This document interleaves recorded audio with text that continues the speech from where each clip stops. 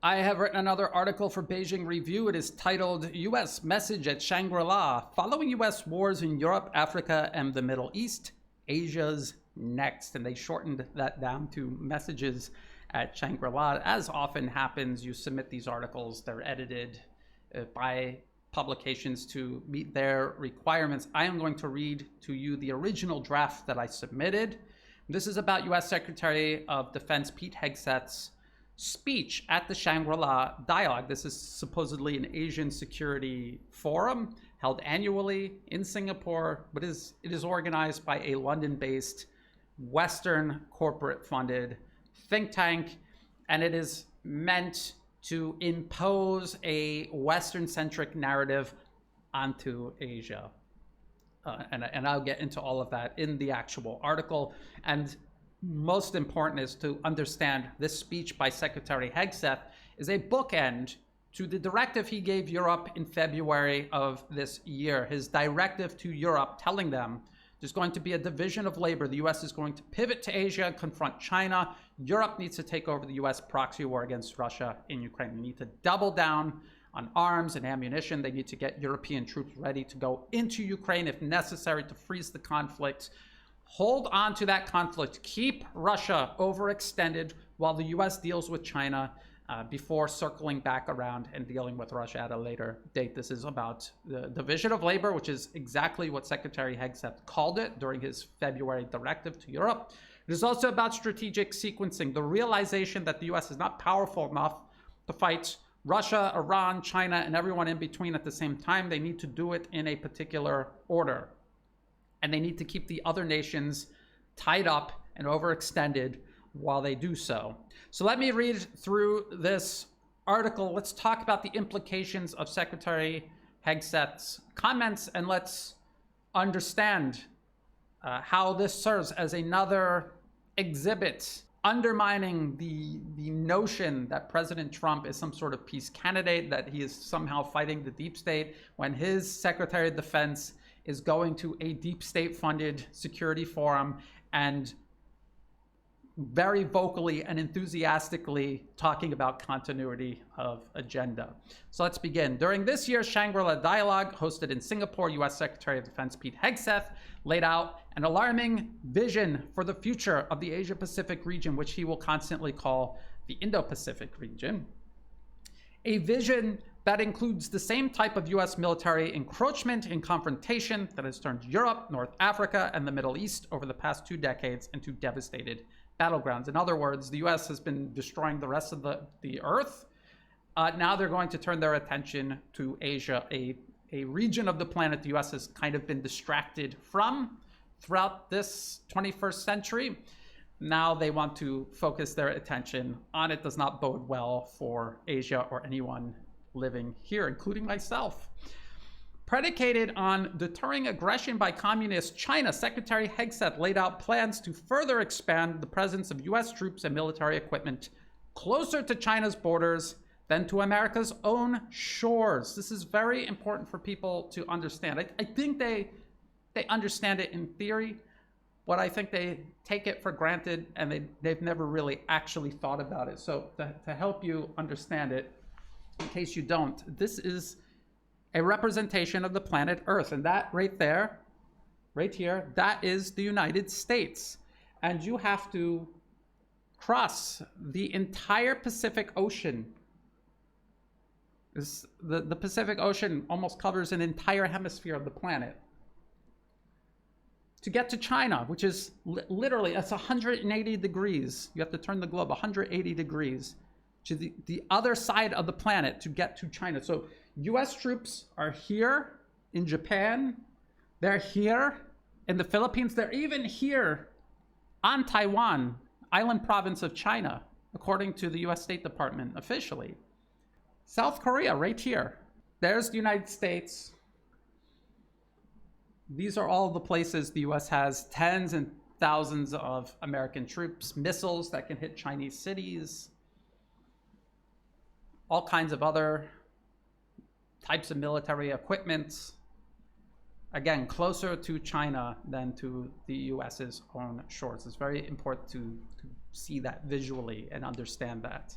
And while Secretary Hegseth spoke about Chinese coercion, it was Secretary Hegseth who would insist, and he used the word insist, during his speech that nations across the Asia-Pacific region do their part on defense, including diverting public funds to buy U.S. arms, repair U.S. military equipment and naval vessels in the region because the U.S. military-industrial base is incapable of doing it itself, and choose defense cooperation with the U.S. over economic cooperation with China because, of course, the U.S. doesn't offer an alternative to economic cooperation with China. They're simply telling you, you will be an extension of U.S. foreign policy objectives. While you're doing that, you cannot also cooperate economically with China. So you either let us arm you up and turn you into a battering ram against China, or if you insist on cooperating with China and just giving us lip service to try to time out the clock, the implication there is they will undermine you politically. They will destabilize your country. They will overthrow the government. They will maneuver in a proxy client regime into power. This is what they've done all around the globe for decades and decades. This is the implicit threat they are making to the nations of the Asia-Pacific region.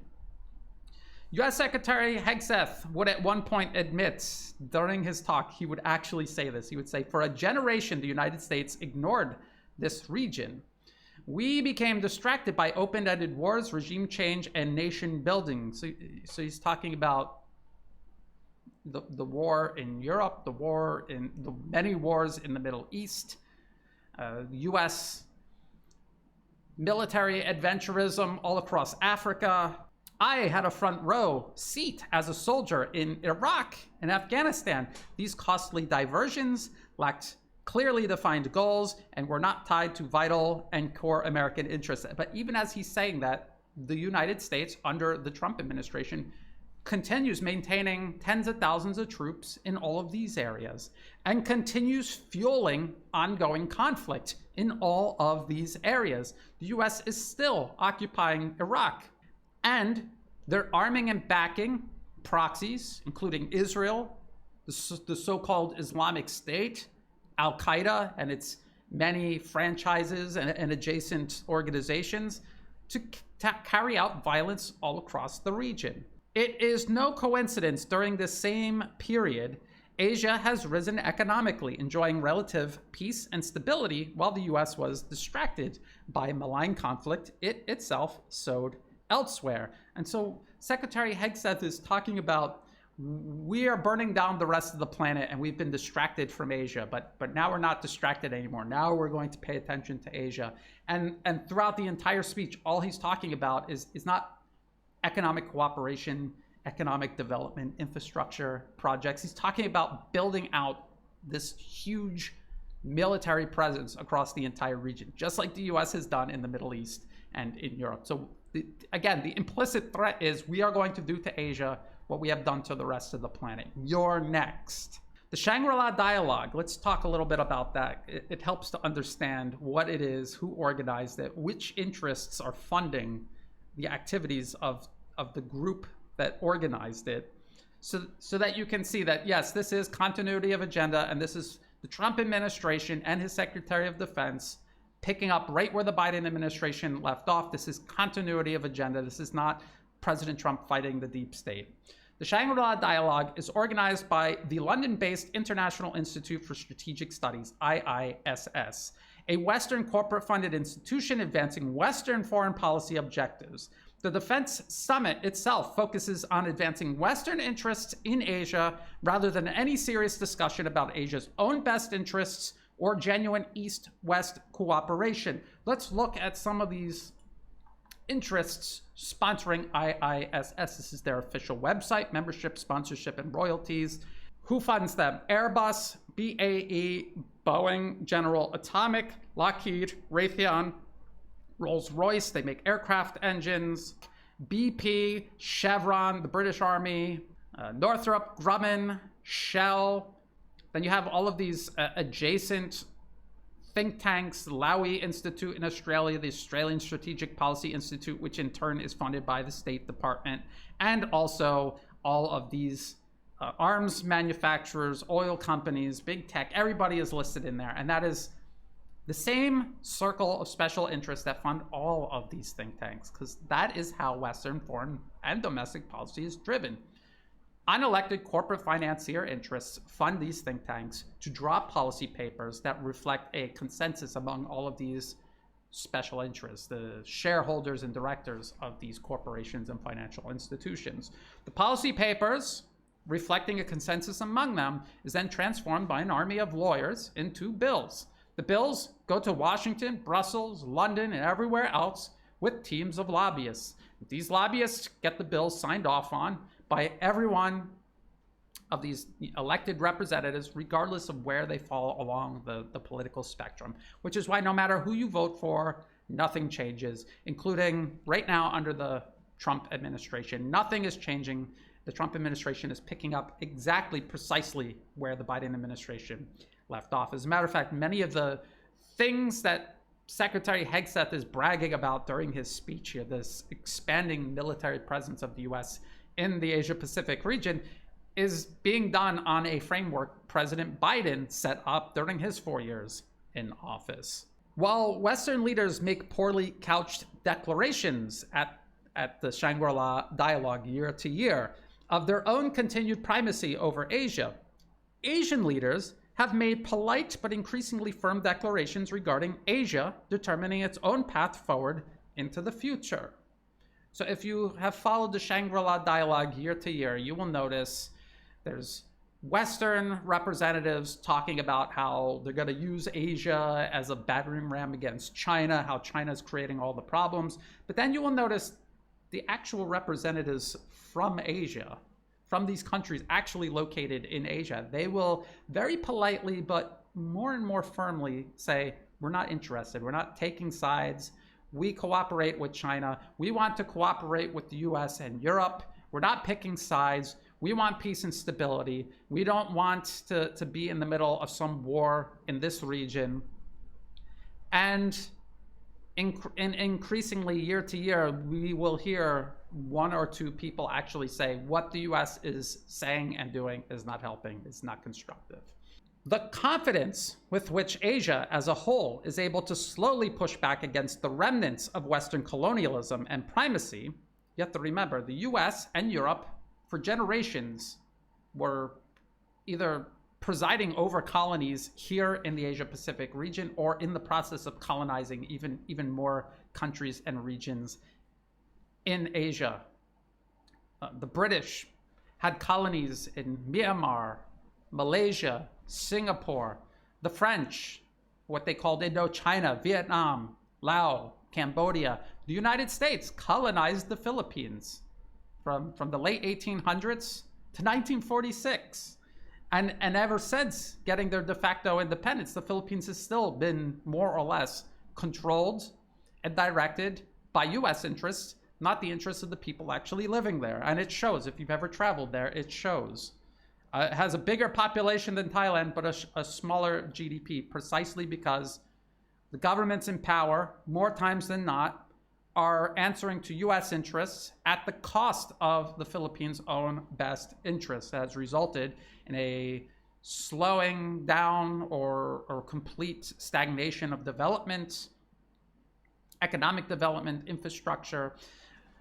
The current president of the Philippines, when he took power, he ordered all of the joint projects with China, building desperately needed modern infrastructure in the country, shut down, torn down, and he redirected public funds to military spending, to build missile bases, housing missiles that will now be pointed at China, the Philippines' largest trade partner. And again, the United States cannot offer an alternative to the economic cooperation China offers all of these nations in the region. So the confidence Asia has as a whole to slowly push back against this remnant of Western colonialism and primacy has been enabled by the rise of China and the vast array of increasingly attractive alternatives China offers to Western markets, investment, security, and tourism. China also offers opportunities the West does not and cannot offer, such as partnership in building modern region-spanning infrastructure like high-speed rail, seaports and airports, power plants, as well as the sale of cheaper, more effective military equipment without the entangling military alliances attached that you always end up forced into when you buy US military hardware. When there was a political transition in the Philippines, did the US say, why don't we finish that rail project you're building with China? No, they said, tear it down, take all of your money and spend it on American weapons. Stop building rail for your people, for your economy. Start investing in military assets that we can use against China by proxy through your country, just like we're doing in Ukraine. That's what the US told the Philippines. That's what's happening in the Philippines. While China is leading the rise of Asia, Asia as a whole is surpassing the United States in wealth, economic progress, regional development, and technological advancements. It's not just the US fearing China's rise, it's fear of Asia as a whole surpassing the US and the West, which is what is happening. And they want to reverse that. It's not just about targeting and setting China back, it's about setting progress in Asia back. Subordinating Asia to Western primacy. You're not going to do that by allowing peace, prosperity, and stability. You're going to take all of those things away so that everyone is divided, everyone is destroyed, destitute. This makes it easier for the US, which represents a tiny single-digit minority in terms of percentage of the global population, to maintain dominion over everybody else. That's how it has always worked, and that's how it still works. Considering this emerging reality, the address by US Secretary of Defense Pete Hegseth at this year's summit served as a deliberate bid to reverse the growing trend of Asia pursuing Asia's interests rather than submitting to Washington or Wall Street's interests. Despite claims of seeking peace and stability for the region, US Secretary of Defense Pete Hegseth's message to Asia in reality, after destabilizing and destroying the rest of Eurasia, is "You're next." Let's continue. Secretary Hegseth began his talk describing how the US is securing its backyard. And what is the United States' backyard? Absolutely everything in the Western Hemisphere, from Canada, the Arctic, all the way down to the very southern tip of South America.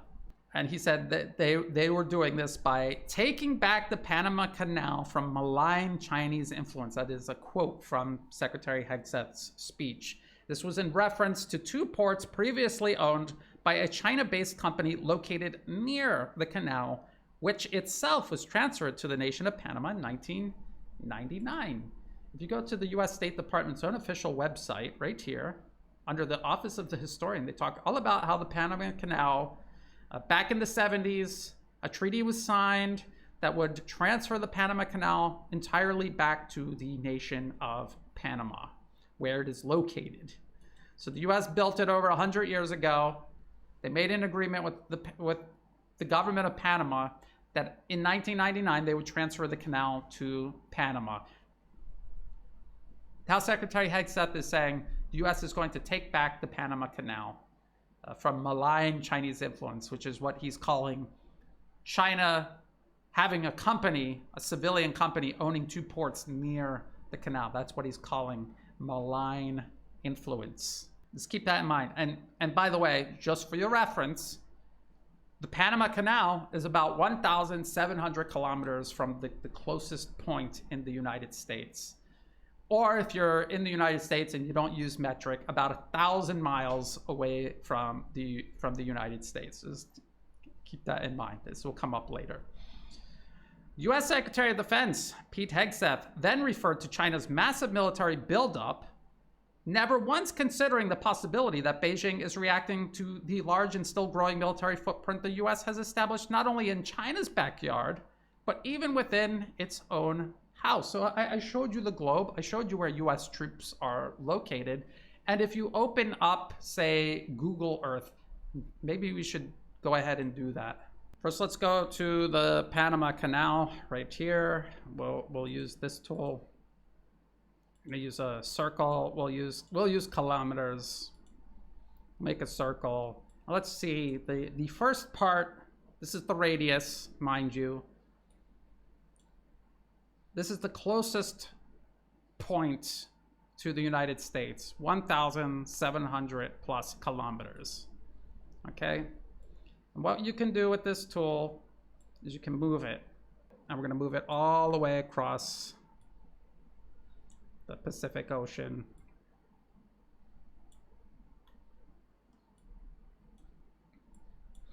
And let's see how close US troops are, say, anywhere in Japan. As you can see, much closer to China, including Beijing, the capital of China, than the Panama Canal is to any point in the continental United States. How about the Philippines? Also, much closer to China than the Panama Canal is to any point in the continental United States. How about the island province of Taiwan, which the US officially recognizes as part of China? The US has troops there. As you can see, much, much closer, many times closer to China than the Panama Canal is to the closest point in the continental United States. It helps to visualize this so you can see the degree to which US hypocrisy operates. So that is the US putting tens of thousands of troops, missiles, bases, aircraft in China's backyard. The US is complaining about a Chinese military buildup as being unacceptable. In response to that, it is also saying that 2 civilian ports near the Panama Canal, 1,700 kilometers away from the United States, that is malign Chinese influence. That is unacceptable. Does that add up?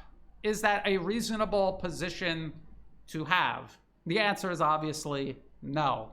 The US will not tolerate Chinese influence of any kind, even civilian companies operating anywhere in the Western Hemisphere. Unacceptable. But the US can put tens of thousands of actual military forces, missiles, aircraft, other pieces of equipment many times closer to China's shores, even within Chinese territory on the island province of Taiwan.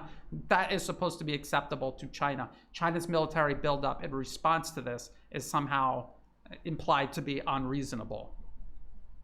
Despite spending the rest of his talk describing the many ways the US is expanding its military presence all throughout the Asia Pacific, in Korea, Japan, and the Philippines, many times closer to China's shores than the Panama Canal is to America's shores, I just showed you, Secretary Hegseth would nonetheless claim, this is what he actually claimed, we do not seek to dominate or strangle China, to encircle or provoke. We do not seek regime change, nor will we instigate or disrespect a proud and historic culture, even though his entire speech was all about how the US is doing absolutely, explicitly every single one of those things.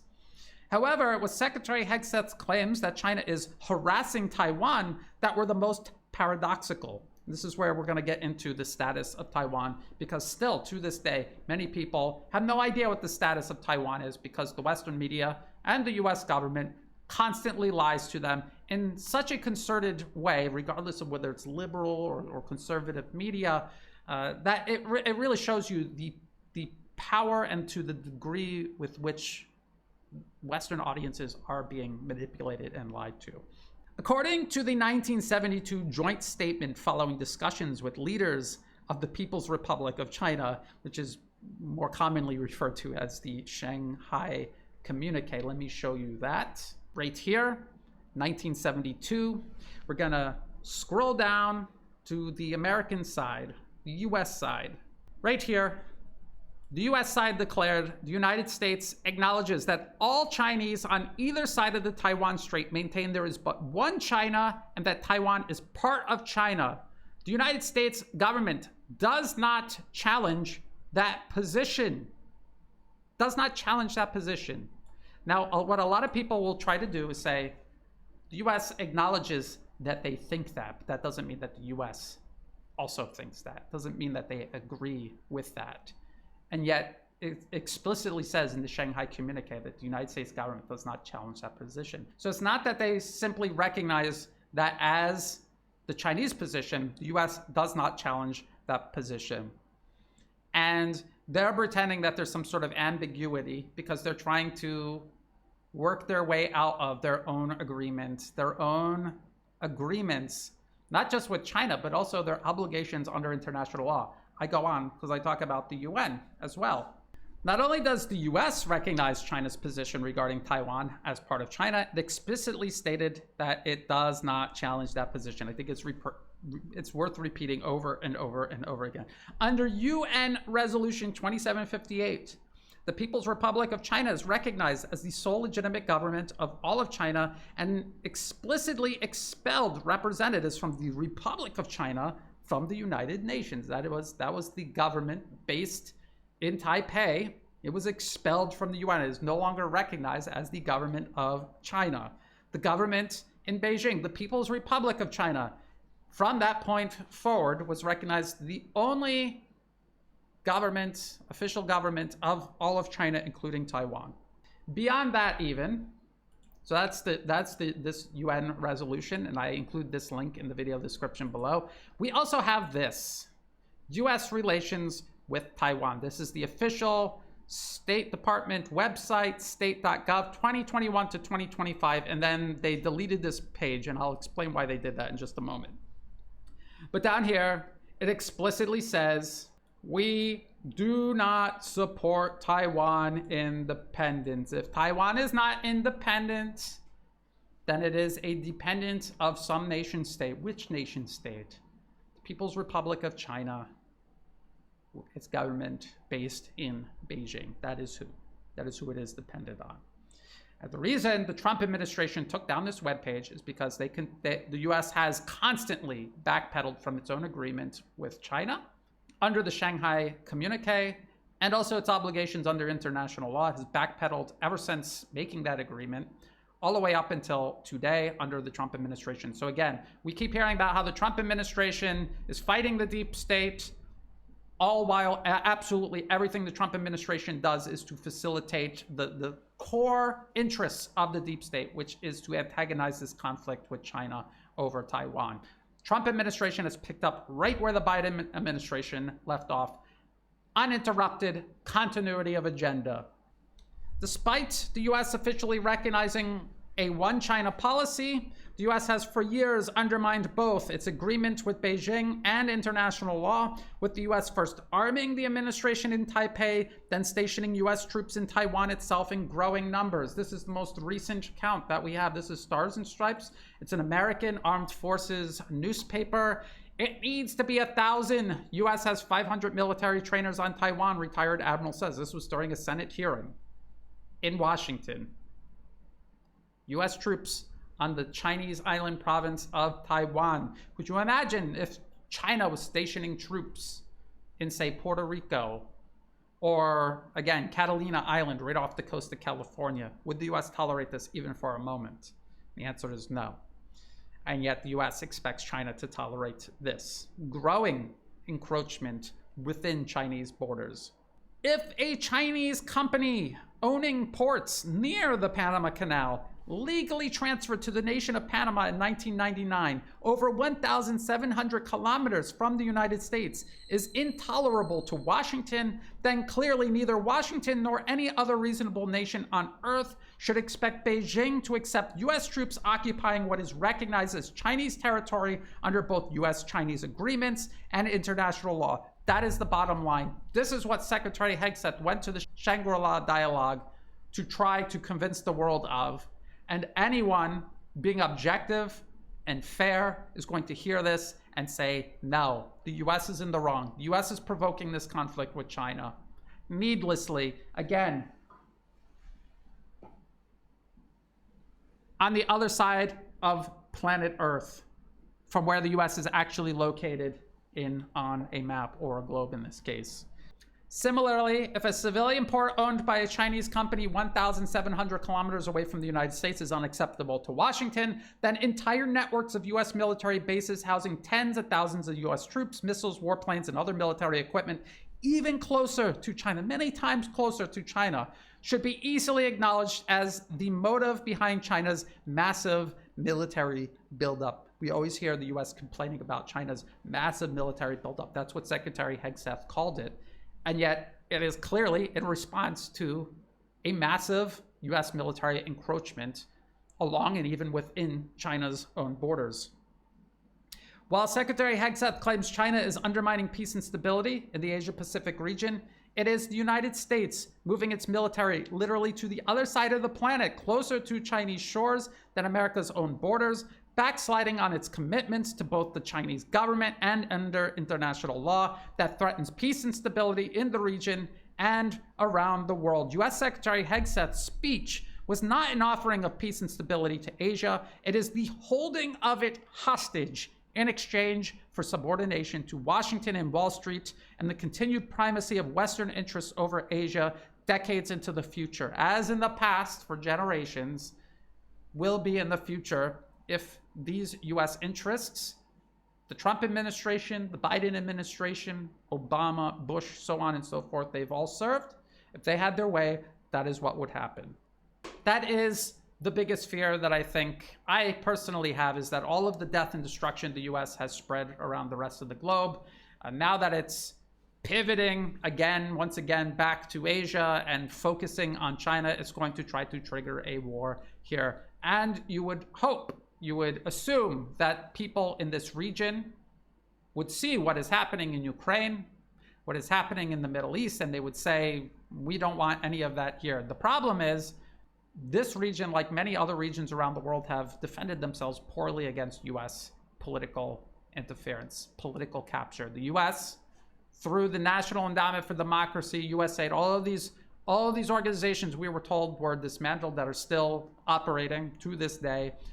They have infiltrated many of these countries. They control the media. They have infiltrated into the education system. They are slowly manipulating public opinion, not just students, but the general public. They're building groups of people who are more pro-Western than they are pro-Asian, even though they're Asian people living in Asia. And they're going to use these people to do to this region what they have already done to Europe. This is the same process the US used to politically capture Europe. Countries specifically like Ukraine, or even the island province of Taiwan. This is what they have done in Taiwan. They control the media, the education, the political system, and they have brainwashed the population to accept this continued undermining of their own best interests to serve U.S. geopolitical interests.